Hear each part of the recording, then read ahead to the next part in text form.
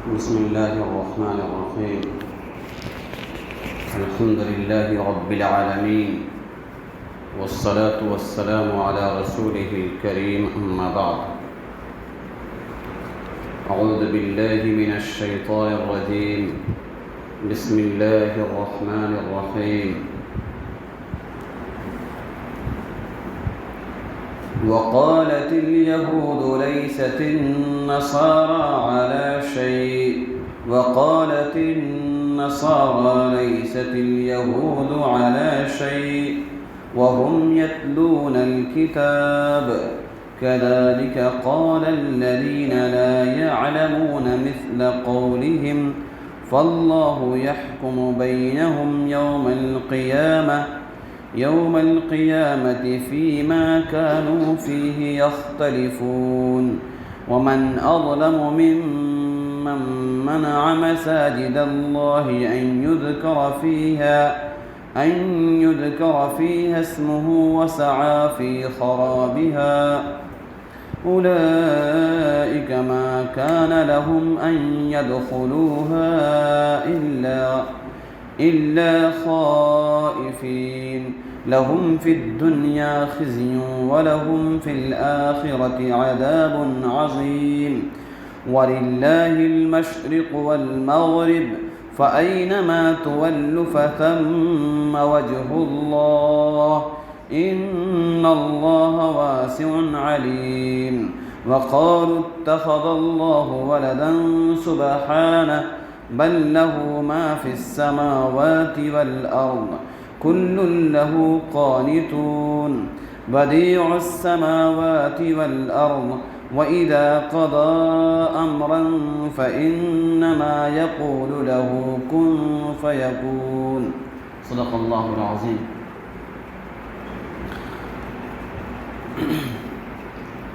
گزشتہ ہفتے جن آیات کی ہم نے تفسیر پڑھی ہے، ان آیات میں اللہ رب العزت نے یہود و نصارہ کے ایک عجیب دعوے کا ذکر کیا تھا کہ وہ یہ کہتے تھے کہ جنت میں صرف ہم جائیں گے. یہود کہتے تھے کہ جنت میں صرف ہم جائیں گے اور نصارہ کہتے تھے کہ جنت میں ہم جائیں گے. اس آیت میں بھی یہود و نصارہ کے ایک دوسرے کے دعوے کا ذکر ہے. اللہ فرماتے ہیں بسم اللہ الرحمن الرحیم وقالت اليہود لیست النصارى علی شیء، اور یہود نے کہا کہ نصارہ کسی چیز پر نہیں ہے. وقالت النصارى لیست اليہود علی شیء، اور نصارہ نے کہا کہ یہود کسی چیز پر نہیں ہے. وَهُمْ يَتْلُونَ الْكِتَابَ، حالانکہ وہ کتاب پڑھتے ہیں. كَذَلِكَ قَالَ الَّذِينَ لَا يَعْلَمُونَ، اسی طرح کہا ان لوگوں نے جو نہیں جانتے. مِثْلَ قَوْلِهِمْ، انہی کی بات کی طرح. فَاللَّهُ يَحْكَمُ بَيْنَهُمْ، سو اللہ تعالیٰ فیصلہ کرے گا ان کے درمیان یوم القیامت، قیامت کے دن، فیما، اس چیز کے بارے میں، کانوا فیہ یختلفون، جس میں وہ اختلاف کرتے ہیں. اس آیت کے مطلب کو سمجھیے. یہودی یہ کہتے تھے کہ نصارہ کا یعنی عیسائیت مذہب غلط ہے، وہ غلط دین پر ہیں، اور نصارہ یہ دعویٰ کرتے تھے کہ یہودی مذہب غلط ہے، وہ غلط دین پہ ہیں. حالانکہ دونوں اپنی اپنی کتاب پڑھتے تھے. توریت یہودی پڑھتے تھے، انجیل عیسائی پڑھتے تھے. یہ دونوں اپنی کتاب پڑھتے تھے اور ان کے زمانے میں ان کی اپنی کتابوں پر عمل کرنا بھی درست تھا، اور دونوں مذہب اپنے زمانے میں درست تھا. ظاہر سی بات ہے اللہ تعالیٰ نے حضرت موسیٰ علیہ السلام کو بھیجا، ان کے لیے تورات اتاری تاکہ ان کی قوم اس پر عمل کر کے کامیابی حاصل کر لے. عیسیٰ علیہ السلام پر اللہ نے انجیل اتاری تاکہ ان کی قوم اس پر عمل کر کے وہ لوگ کامیابی حاصل کر لیں. تو یہ دونوں مذہب غلط کیسے ہو گیا؟ دونوں تو آسمانی کتاب، دونوں آسمانی مذہب. اللہ تعالیٰ نے دونوں کو ہی صحیح مذہب بنایا تھا. اگر دونوں اپنی مذہب پر عمل کرتے دونوں کامیاب ہوتے. ایک دوسرے کو برا کہتے تھے اور کہتے دونوں مذہب ہی غلط ہے. حالانکہ وہ تورات میں انجیل میں اس بات کو پڑھتے تھے کہ دونوں مذہب ہی صحیح ہے، دونوں اللہ تعالیٰ کی طرف سے بھیجی ہوئی کتاب ہے اور دونوں پر عمل کرنا صحیح ہے۔ اچھا، اس کے علاوہ جو یہ مشرکین مکہ تھے، ان کا بھی ایک دعویٰ تھا، یہ کہتے تھے وَقَالَ الَّذِينَ لَا يَعْلَمُونَ، اور وہ لوگ جو نہیں جانتے، ان کے پاس نہ کوئی کتاب تھی نہ کچھ بات تھی، وہ بھی کیا دعویٰ کرتے تھے؟ مثل قولہم، یہود و نصارہ کا دعویٰ کرتے، وہ کہتے یہ محمد الرسول اللہ جو آئے ہیں نعوذ باللہ یہ غلط ہیں، ان کے ماننے والے غلط ہیں، یہ کسی مذہب پر نہیں ہیں، ان کا مذہب جھوٹا ہے۔ فَاللَّهُ يَحْكُمُ بَيْنَهُمْ يَوْمَ الْقِيَامَةِ، سو اللہ تعالیٰ فیصلہ کرے گا کل قیامت کے دن ان کے بارے میں جس چیز میں یہ اختلاف کر رہے ہیں۔ دیکھیے، اللہ رب العزت نے یہود و نصارہ کو جو مذہب دیا تھا ان پر ہی ان کے لیے عمل کر کے نجات پانا اس وقت تک صحیح تھا جب تک آپ صلی اللہ علیہ وسلم دنیا میں نہیں لائے تھے۔ جب دنیا میں آپ علیہ السلام تشریف لائے تو اب تمام دین منسوخ ہو گئے، تمام کتابیں ختم ہو گئی، اس کا ویلو نہیں رہا۔ سوال یہ ہے کہ وہ تو آسمانی کتاب تھی، وہ مذہب بھی اللہ کا بھیجا ہوا تھا، پھر کیسے ختم ہو گیا؟ اس کی مثال سے سمجھیے، جیسے رات کا وقت ہے اور 14ویں کی چاند ہے، ستارے بھی نکلے ہوئے ہیں، تو لوگ اس سے فائدہ اٹھاتے ہیں اس کی روشنی سے، لیکن جو ہی دن ہوتا ہے اور سورج نکلتا ہے، چاند اور ستاروں کی روشنی ختم، اب نہ اس کی ضرورت ہے نہ وہ دکھائی دیں گے۔ تو جناب محمد الرسول اللہ صلی اللہ علیہ وسلم کا دنیا میں تشریف لانا اسی سورج کے مانند ہے کہ آپ کے آنے کے بعد اب چاند اور ستاروں کی کوئی ضرورت باقی نہیں رہی، ان کی روشنی ختم، اس کا وقار ختم، اب وہ دین باقی نہیں رہے اور مذہب باقی نہیں رہا۔ اب تمام لوگوں کو جو یہود ہوں، نصارہ ہوں یا کسی اور مذہب کے ماننے والے ہوں، سب پر لازم ہو گیا کہ جناب محمد الرسول اللہ صلی اللہ علیہ وسلم کی لائی ہوئی شریعت پر عمل کریں۔ یہ جو مشرکین مکہ تھے، ان کا عالم یہ ہے کہ ان کے چھلنی میں ہزاروں سوراخ، اور یہ دوسرے کو جو دینی مذہب اس کو غلط کہتے تھے۔ ان کا عالم یہ تھا کہ خانہ کعبہ جو اللہ تعالیٰ کا مقدس گھر ہے، اس بیت اللہ کے اندر انہوں نے 360 بت انہوں نے رکھ دیے تھے، اور خود اپنے پرکھوں کا جن کے بارے میں یہ دعویٰ کرتے ہیں ان کے مذہب کو مانتے ہیں۔ پچھلے بار میں نے کہا تھا، حضرت ابراہیم، حضرت اسماعیل، حضرت عیسیٰ، حضرت مریم، ان لوگوں کے بتوں کو بنا کر، ان کی شکلیں بنا کر انہوں نے اس میں رکھ دی تھی اور ان کی بھی پوجا کرتے تھے۔ یہاں تک کہ لکھا ہے کہ انہوں نے حابیل اور قابیل جو حضرت آدم علیہ السلام کے 2 بیٹے تھے، تو حابیل وہ ہیں جن کو نے قابیل مار دیا تھا، تو یہ حابیل جو ہے ان کے پاس سب سے بڑا جو بت تھا ان کا نام تھا حبل، یہ حبل کی بہت احترام کرتے اور حابیل کے نام اور ان کی شکل کا ایک مورتی بنا دیے تھے اور کہتے تھے کہ یہ محترم ہے۔ بعد میں اس کی عبادت شروع کر دی ان لوگوں نے۔ اتنا ہی نہیں، اس سے بڑھ کر ایک اور بھیانک بات سنیے، لکھا ہے کہ اسعاف اور نائلہ، اسعاف ISAF، اسعاف اور نائلہ، یہ 2 نام کے بت بھی ان کی پوجا کرتے تھے۔ یہ کون تھے 2؟ یہ مرد و خواتین تھے، اسعاف مرد تھا، نائلہ عورت تھی۔ یہ دونوں وہ لوگ تھے جنہوں نے اتنا بڑا جرم کیا کہ خانہ کعبہ کے اندر انہوں نے بدکاری کی۔ اللہ کے مقدس گھر کے اندر اس زمانے میں لوگ کم ہوتے تھے، رات کو لوگ چلے گئے، ان دونوں نے اللہ کے گھر کے اندر بدکاری کی، اللہ نے عذاب نازل کی، ان کو پتھر بنا دیا، ان کی شکلیں ویسے ہی رہی، وہ پتھر بن گئے۔ چند سالوں کے بعد یہ لوگ ان کو مقدس مان کے ان کی پوجا شروع کر دی۔ اس قدر مطلب یعنی ظلم کر رہے ہیں اللہ کے ساتھ، اور اس قدر یہ مطلب دین سے ہٹے ہوئے ہیں کہ ان لوگوں کی پوجا شروع کر دیے جو بدکار تھے، گناہگار تھے۔ اور دعویٰ کیا ہے؟ دعویٰ کرتے ہیں کہ ہم سچے دین پر ہیں، نعوذ باللہ محمد الرسول اللہ صلی اللہ علیہ وسلم لایا ہوا دین کیا ہے؟ یہی غلط ہے۔ اللہ تعالیٰ کہتے ہیں کہ كَذَلِكَ قَالَ الَّذِينَ لَا يَعْلَمُونَ، اسی طرح کہتے ہیں وہ لوگ جو نہیں جانتے، مثل قولہم، ان یہود و نصارہ کے بات کی طرح فاللہ یحکم بینہم یوم القیامہ، سو اللہ تعالیٰ ان کے درمیان قیامت کے دن فیصلہ کرے گا، فیما اس چیز کے بارے میں کانوا فیہ یختلفون، جس میں وہ اختلاف کر رہے تھے، جس بارے میں لڑ رہے تھے، کل اللہ فیصلہ کر دے گا، وہاں دودھ کا دودھ پانی کا پانی ہو جائے گا۔ جنتیوں کو جو دین اسلام کو ماننے والے ہیں، محمد رسول اللہ پر ایمان لانے والے ہیں، ان کو اللہ جنت عطا کرے گا، اور یہ لوگ جو گناہ کر رہے ہیں، اللہ کے ساتھ شرک ٹھہرا رہے ہیں، ان کو جب جہنم میں ڈالے گا تو وہاں پر صحیح فیصلہ ہو جائے گا اور حق اور باطل کا وہاں پتہ چل جائے گا۔ وَمَنْ أَظْلَمُ مِمَّنْ مَنَعَ مَسَاجِدَ اللَّهِ أَنْ يُذْكَرَ فِيهَا اسْمُهُ وَسَعَى فِي خَرَابِهَا۔ اس آیت میں اللہ کہتے ہیں وَمَنْ أَظْلَمُ مِمَّنْ مَنَعَ مَسَاجِدَ اللَّهِ، اس شخص سے بڑا ظالم، اس انسان سے، اس شخص سے بڑا ظالم کون ہو سکتا ہے جو لوگوں کو اللہ کے گھر یعنی مسجد میں ذکر کرنے سے روکے، وَسَعَى فِي خَرَابِهَا، اور اس مسجد کو برباد کرنے کی کوشش کرے، اس سے بڑا ظالم کون ہو سکتا ہے؟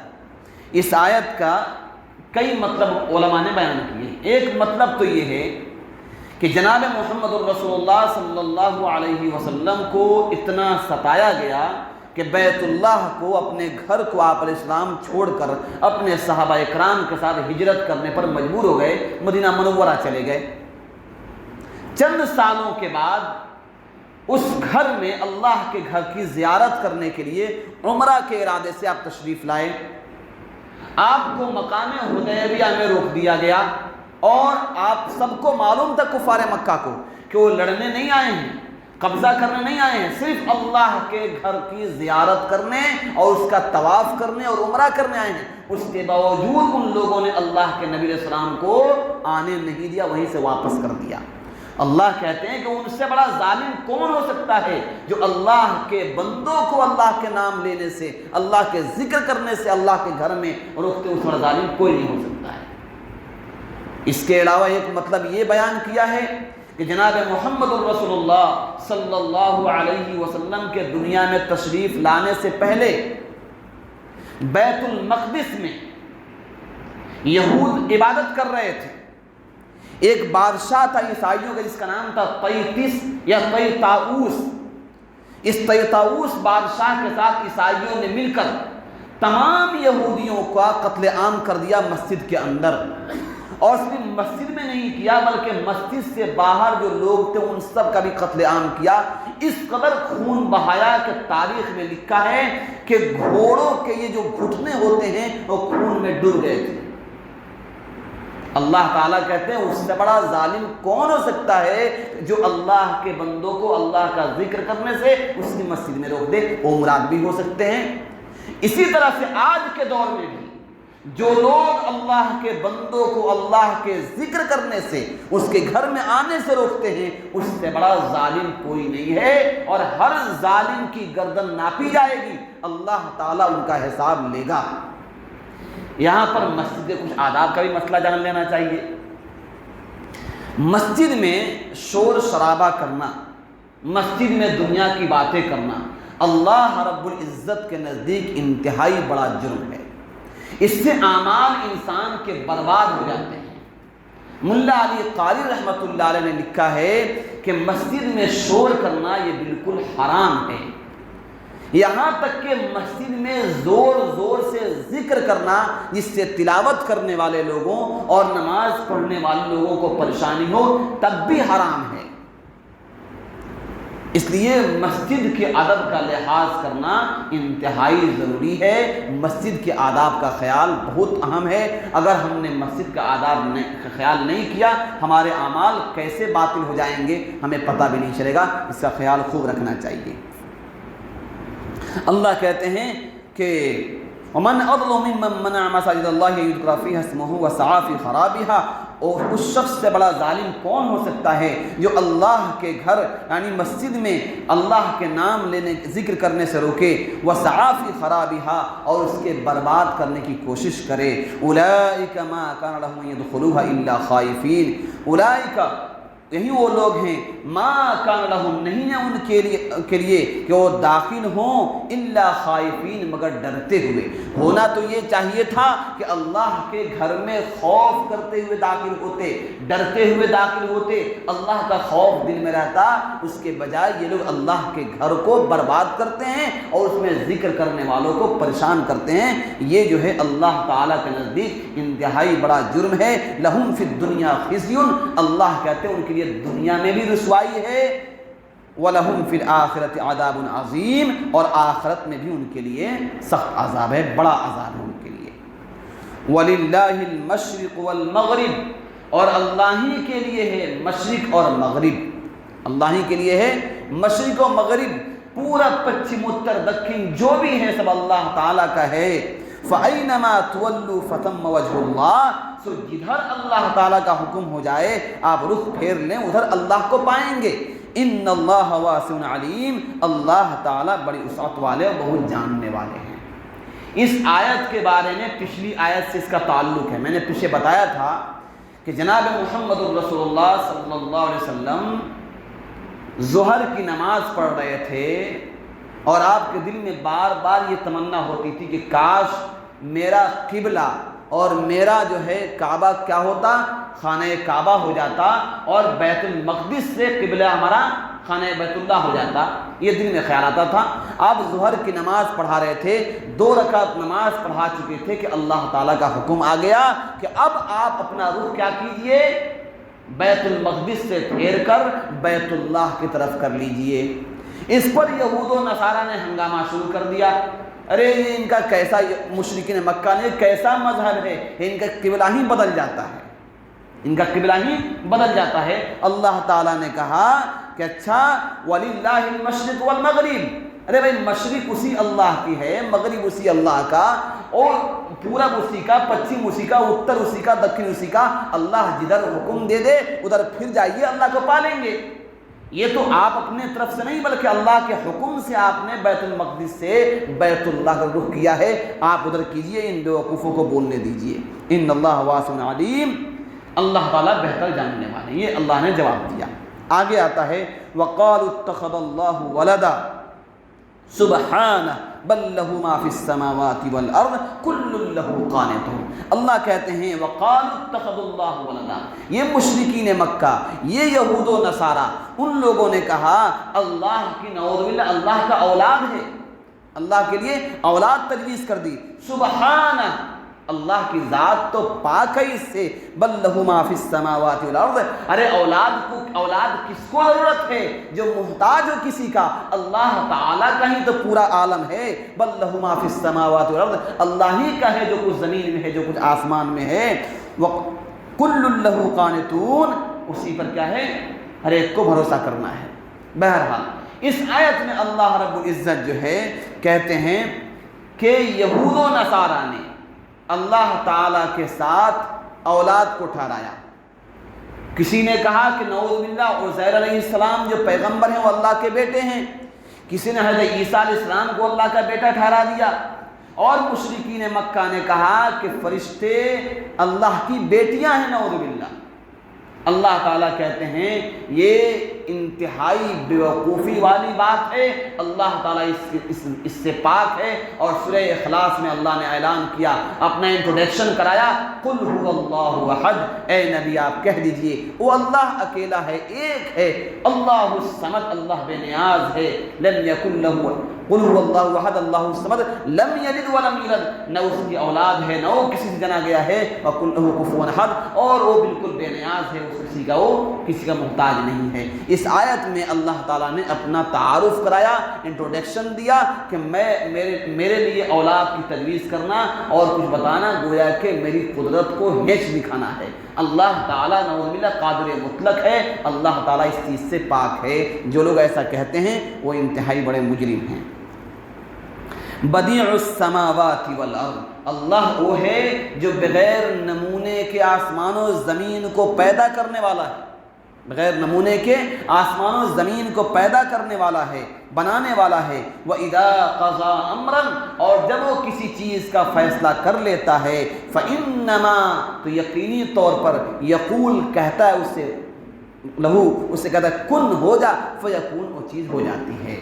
اللہ تعالیٰ جب کسی چیز کے کرنے کا فیصلہ کرتا ہے تو کن کہتا ہے، وہ چیز ہو جاتی ہے۔ اللہ تعالیٰ کو کوئی نئی چیز اور کسی چیز کو بنانے کے لیے پلاننگ کی ضرورت نہیں ہوتی ہے، انتظام کی ضرورت نہیں ہوتی ہے، بس اس کا حکم ہوتا ہے، وہ چیز ہو جاتی ہے۔ یہاں بدیع کا معنی ہے بغیر نمونہ کا بنانا، اسی سے ہے بدعت۔ بدعت بولتے ہیں دین میں نئی چیز کا ایجاد کرنا، نئی چیز کا ایجاد کرنا۔ یہ اتنا بڑا جرم ہے، بدعت اتنا بڑا جرم ہے کہ جناب محمد رسول اللہ صلی اللہ علیہ وسلم نے ارشاد فرمایا کہ اللہ تعالیٰ بدعتی آدمی کو ہدایت نہیں دیتے ہیں، اس کی دعائیں قبول نہیں ہوتی ہیں۔ بدعت کے بارے میں اکابرین امت نے لکھا ہے کہ بدعت اتنا بڑا گناہ ہے کہ اگر کوئی آدمی اس ممبر پہ بیٹھ کے 1000 بوتل شراب پیے، اتنا بڑا گناہ نہیں کرنے والا ہوگا کہ اگر کوئی آدمی دین میں کوئی نئی چیز پیدا کر دے، اتنا بڑا گناہ ہو جائے گا۔ کیوں؟ اس لیے کہ یہاں بیٹھ کر شراب پینے والا اس کو گناہ ضرور سمجھے گا، دنیا اس کو گناہ سمجھتی ہے، اس سے دین کا نقشہ نہیں بگڑتا ہے، لیکن بدعت سے دین کا نقشہ بگڑ جاتا ہے۔ ایک حرام چیز کو لوگ جائز سمجھ لیتے ہیں، ایک نئی چیز کو لوگ سنت سمجھ لیتے ہیں۔ آج مارکیٹ میں بدعت کو سنت کر دیا گیا اور سنت کو مٹا دیا گیا۔ یہ کیوں ہو رہا ہے؟ انہی بدعات و خرافات کو جنم دینے سے۔ اس لیے بدعتی آدمی کو اللہ ہدایت اس لیے نہیں دیتے ہیں کہ بدعتی آدمی بدعت کو گناہ سمجھتا ہی نہیں ہے، جبکہ گناہگار کو اللہ ہدایت دے دیتے ہیں، کیونکہ گناہگار گناہ سمجھتا ہے اس کو کہ میں جرم کر رہا ہوں، اللہ سے توبہ کرتا ہے، اللہ اس کو ہدایت دے دیتے ہیں۔ بدعتی کو اللہ توبہ کی توفیق نہیں عطا فرماتے ہیں۔ بعض بدعتی آپ سے سوال کر دیں گے، کہہ دیں گے ہم نے جو کیا آپ نے بدعت بول دیا، کہ اللہ کے نبی کے زمانے میں پنکھا چلتا تھا، آپ پنکھا لگا دیے، اے سی چلتا تھا، اے سی لگا دیے، اللہ کے نبی تو اونٹ سے چلتے تھے، آپ ہوائی جہاز سے اڑ رہے ہیں۔ یہ تو نئی چیز ہے نا بھائی، حد بدعت بولتے ہیں نئی چیز کو، تو یہ نئی چیز ہم نے ایجاد کر دیا، یہ تو بدعت کر دیا۔ ان کا جواب ہے کہ تم سے بڑا جاہل دنیا میں کوئی ہے ہی نہیں۔ اللہ کے نبی نے کہا من احدث فی امرنا ھذا، جو میرے اس دین میں کوئی نئی چیز پیدا کرے، اس کے بارے میں اللہ کے نبی فرما رہے ہیں ہم تو پنکھا کو دین نہیں سمجھتے ہیں، ہم تو اے سی کو دین نہیں سمجھتے ہیں، ہوائی جہاز پہ اڑنے کو دین نہیں سمجھتے ہیں۔ تم تو جو کرتے ہو اس کو دین سمجھتے ہو، نہیں کرنے پہ کہتے ہو گناہ ہوگا۔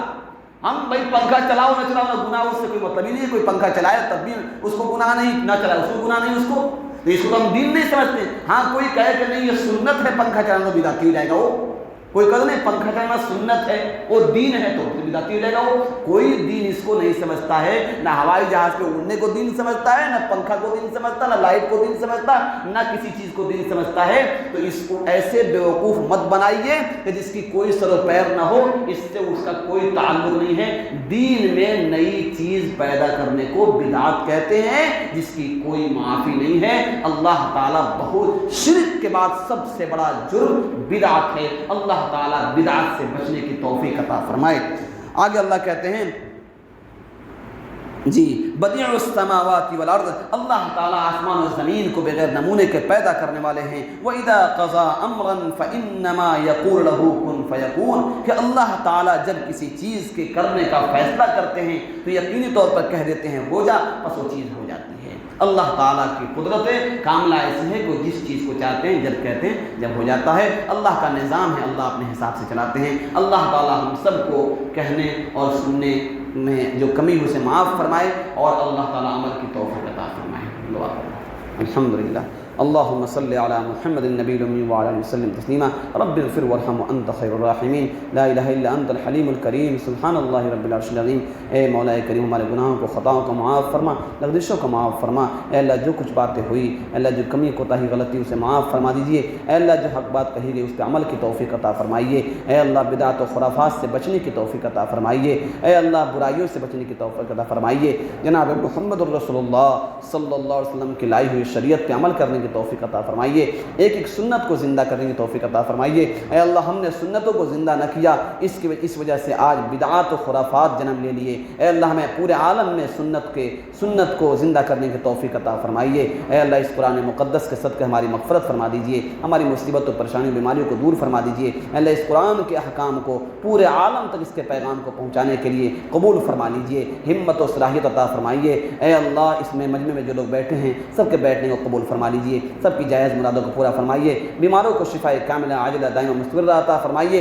اے اللہ انجینئر صاحب کی اہلیہ محترمہ بیمار ہیں، انہیں بھی شفا کاملہ عاجلہ دائمہ مستمرہ عطا فرما دیجیے۔ اے اللہ بہت سے لوگوں نے دعاؤں کے لیے کہا ہے، ہم سے امید رکھتے ہیں، سب کی جائز تمناؤں کو پورا فرما دیجیے۔ اے اللہ ہمارے گھروں میں جو بیمار ہے سب کو شفا کاملہ عاجلہ دائمہ مستمرہ عطا فرما دیجیے۔ اللہم صلی علی محمد النبی الامی وسلم تسلیما۔ اے اللہ اہل فلسطین کے حال پر رحم فرما، اے اللہ ایران کے مظلومین کے حال پر رحم فرما، ملک میں امن و امان عطا فرما۔ وصلی اللہ تعالی علی خیر خلقہ وسلم اجمعین برحمتک یا ارحم الراحمین۔ السلام علیکم ورحمۃ اللہ وبرکاتہ۔